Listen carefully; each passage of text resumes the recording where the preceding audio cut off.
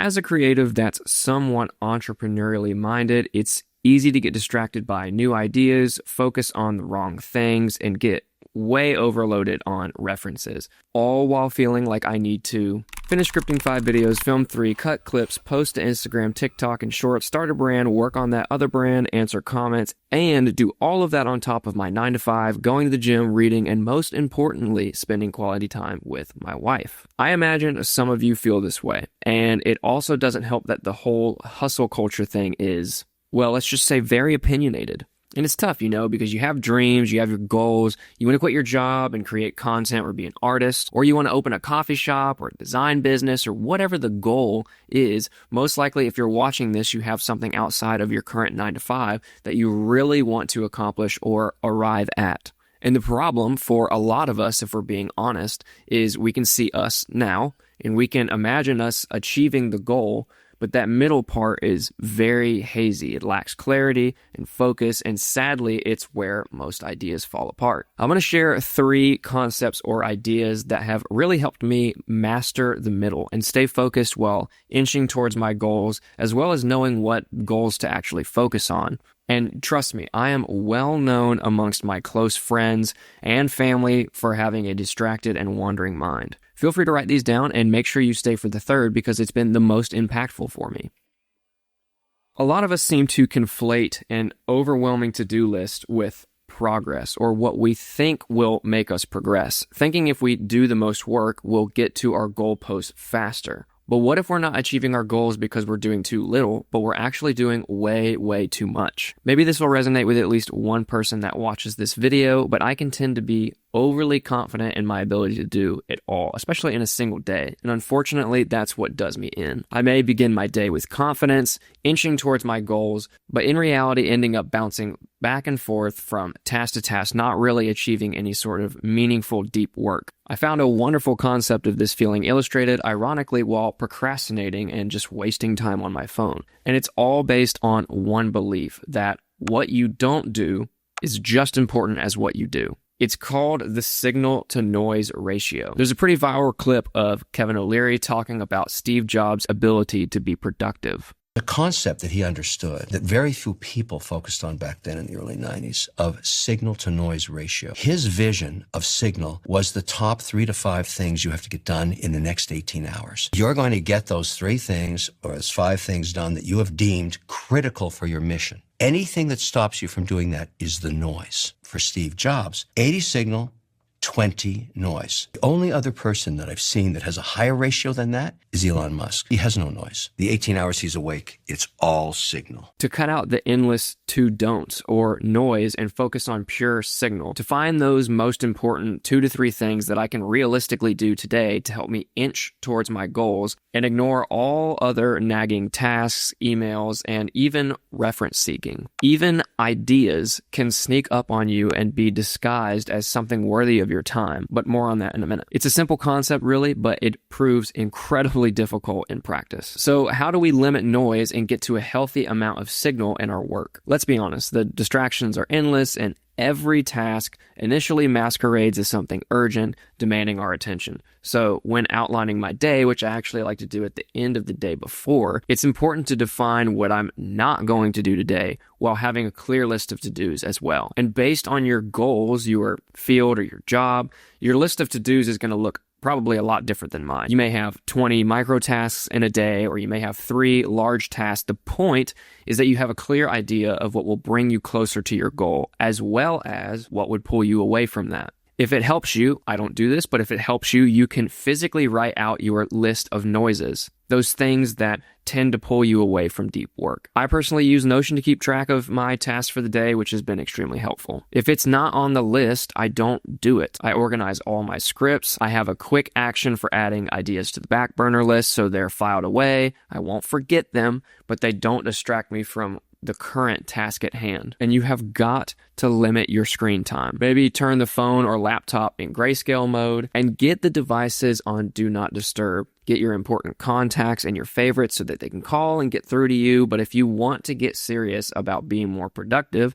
and, like I said, inching towards your goals, it quite honestly needs to be more difficult for people to bother you or just to get distracted in general. Just last week, I switched the dock on my MacBook to be hidden by default instead of always at the bottom of my screen. And I was more productive just by making that one change. I was less tempted to click around on other apps, windows, or tabs that pull me away from my immediate intentional focus work. Something I've also been experimenting with is the one window rule. These computers are really powerful and you can do a lot of things and have a lot of things open at one time, but it is very overstimulating and it is distracting. Typically, I'd have like 5 or 6 windows stacked on top of each other, making it really easy to click off of what I was focused on. And that precisely is what we want to limit, right? Anything that takes you away from the current task. For example, what's on my screen for scripting this video went from this to this. It's like immediately my shoulders relaxed, my mind was clear, and I was able to produce more focused work. Let's shift gears for a second because I want to talk about something that has absolutely plagued my creativity. I loved this piece of content I saw the other day that said, all the time that you spend consuming could be spent creating.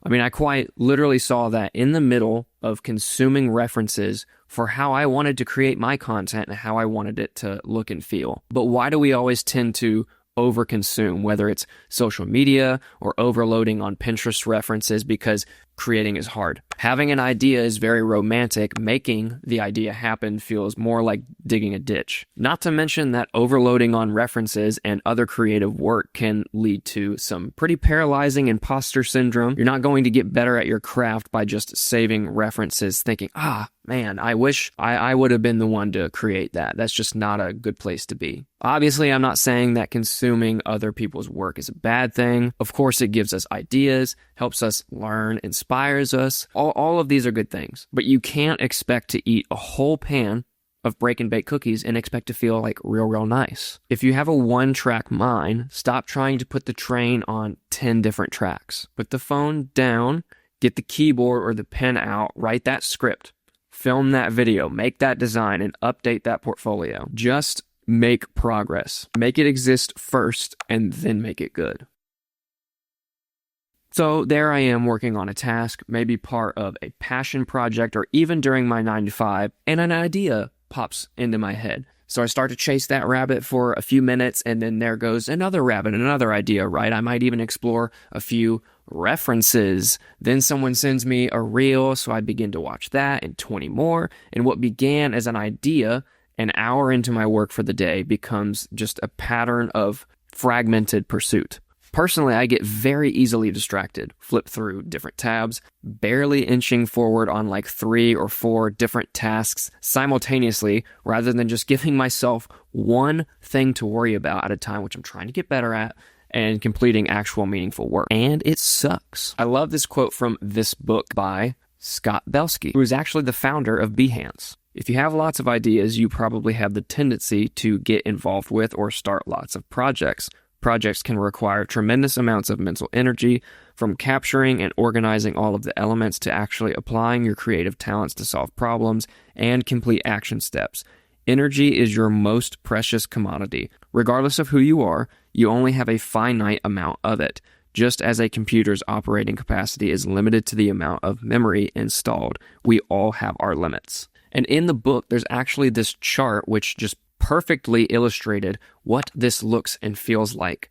When we have an idea, we are excited and tend to devote a lot of energy and focus to it until the honeymoon phase of the idea tapers off. We are less energetic about the idea. The maintenance of the idea and the work required to actually achieve the desired outcome begins to outweigh the desire for the outcome altogether. As a result, you focus on it less and less. The shiny object is now tarnished until you think of another shiny object and a new idea. It's brilliant. It's amazing. Let's do that instead. That sounds like fun. Maybe I've found what I actually want to do. Until the honeymoon phase of the idea tapers off, we are less energetic about the idea. The maintenance of the idea and the work required to actually achieve the desired outcome begins to outweigh the desire for the outcome altogether. And again, and again, and again. I can relate to being an amazing thinker, but a horrible doer. I've joked and said if I could just be hired as the idea guy, throw out ideas for a team of other people to follow through and see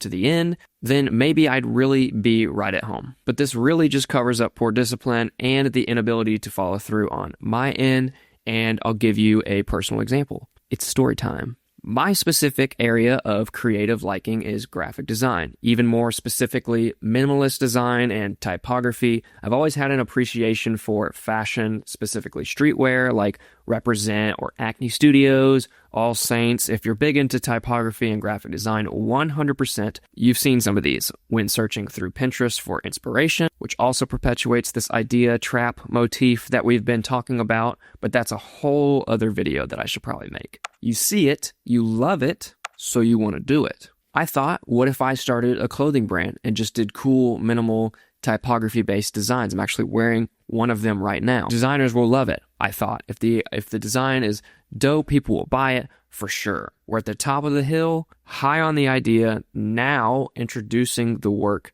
to actually make the idea happen, not to mention the money and the time. I branded it, created the designs, set up business accounts, ordered the blanks, got them printed, photographed everything, did social media, even started experimenting with running meta ads. It was exhausting, all because I fully underestimated the amount of work required to make the idea happen. And truly, when it comes down to it, if I was actually passionate about owning a clothing brand as my main thing, I probably would have made it happen. I lost some money, made some money, but came out of it having learned a very valuable lesson. I'm allowed to think something is cool and not do it. It's so annoying that being someone with a lot of ideas can actually be a weakness and not a strength. It's almost as if those that don't have ideas, or at least a lot of ideas, are able to fully focus on something for a longer amount of time because they don't have fun, new, shiny, cool ideas luring them away from what they're already working on. They seem to be able to be locked in for longer,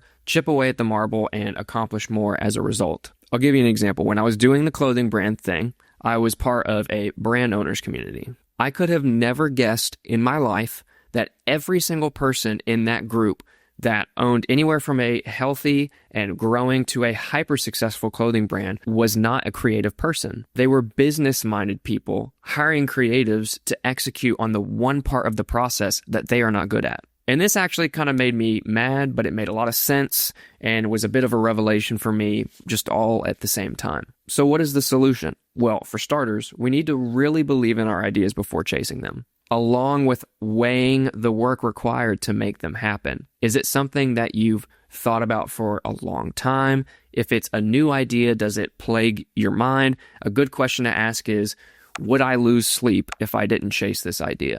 And I'm obviously not advocating for not chasing ideas, because then you'd essentially never chase anything. This is just a good practice if you're a creative like me that lets cool ideas hinder their present action steps. So I latched on to this idea that Cal Newport lays out in his new book, Slow Productivity. What if productivity is not about speed? Not about running faster or stacking more hours or keeping the to-do list checked off, but about working slower on purpose. And at first, it almost sounds like an excuse, right? Like, okay, cool, so I just work less. But that's not what he's saying. It's all about shifting from frantic, shallow effort to calm, deliberate progress. And he frames it with 3 principles. Do fewer things, work at a natural pace, obsess over quality. Think about how creatives actually produce their best work. Steve Jobs built Apple not by saying yes to every idea, but by cutting away the noise until only the essentials remained. It was a very form follows function approach for any of you Dieter Rams fans out there. He once said, people think focus means saying yes to the thing you've got to focus on, but that's not what it means at all. It means saying no to the 100 other good ideas. You have to pick carefully. Slow productivity is that kind of focus. Musicians get this too. John Mayer once said in an interview, sometimes you have to go away to make something important. And that's exactly why he takes long breaks between albums. Not because he's unproductive, but because he knows good music needs space to breathe. Rushing would not be honest to his creative process. Believe me, I've been waiting for a Born and Raised Part 2. Another example is Adele. She famously waited years in between projects, not because she lacked ideas, but because she wanted her life to catch up with her art. When she came back with an album, the songs carried more weight because they came from lived experience, rather than just working frantically to push a lot of albums or songs out. Slow productivity and practice leads to less short-term volume, but more long-term value. Most of us, myself included, underestimate how long meaningful work actually takes. We treat projects like quick sprints, something we should be able to knock out in a weekend if we just force ourselves to sit down and be creative, force ourselves to produce the output, rather than the output being the result of genuine creative process. Newport also reminds us that the best things we'll ever make are marathons. They need time, patience, even stepping away from projects for a bit to clear your mind. It has nothing to do with abandoning any sort of ambition. It's all about aligning that ambition with a rhythm that makes these things happen. You need to figure out a version of this thing and the roadmap to it that you can accomplish without burning out or being just ridiculously stressed. You either have to adjust the goal, you have to adjust the timeline, or you adjust your focus. Warren Buffett said, "The difference between successful people and really successful people is that really successful people say no to almost everything." And that's not laziness. That's prioritization. That's giving yourself permission to put 90% of your ideas on the shelf so that the 10% that really matter actually stand a chance. This is personally my biggest area of growth in all of this, because saying no feels like I'm missing out. But in reality, saying yes to everything means nothing gets finished. And then you're sad, and that's not great. The practice of slow productivity forces me to ask, what's the one thing I'd be proud of completing a year from now? And then protect that thing. One carefully crafted project will outlive 10 rushed projects. One video, one design, one song, done with more special intent, more intentionality, has way more potential to impact. Because at the end of the day, our projects shouldn't just provide value to us, they should provide value to others. And you don't create value with cheap effort. It doesn't need to be addressed again, but I'm going to address it. Your phone. Put that crap on Do Not Disturb, keep it in your book bag, take it off your desk.